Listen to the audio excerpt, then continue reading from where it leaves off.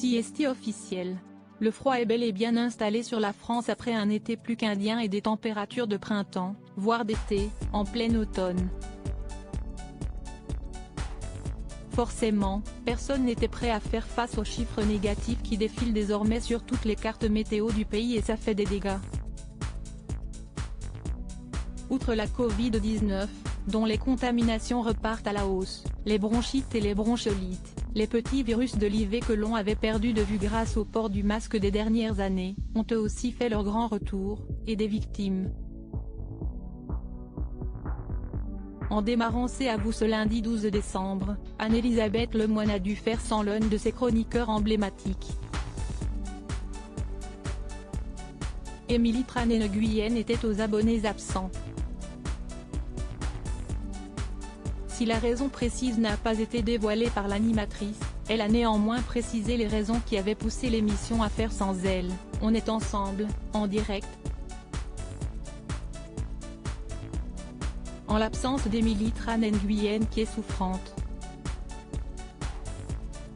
On l'embrasse très fort et on espère la retrouver très bientôt, a-t-elle expliqué face caméra tout en présentant le reste de l'équipe que composent Bertrand Chameroy, Patrick Cohen et Mathieu Béliard.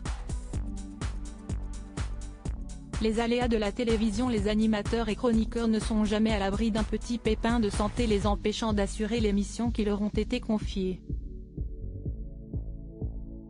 Il y a quelques semaines, Nikos Aliagas en a fait les frais. L'animateur, blessé sur un tournage de la Star Academy, avait cédé sa place de star des Energy Music Awards à Camille Combal. À savoir qu'Anne-Elisabeth Lemoine peut-elle aussi contracter un virus l'empêchant d'assurer l'animation de son programme sur France 5. Si est-il d'ailleurs déjà arrivé. Si Babette, comme elle est surnommée dans le milieu, doit s'absenter pour des raisons de santé ou d'autres obligations professionnelles, elle peut compter sur son joker. Ce dernier n'est autre qu'Ali Badou, ancienne star de Canal+ où il animait le Grand Journal.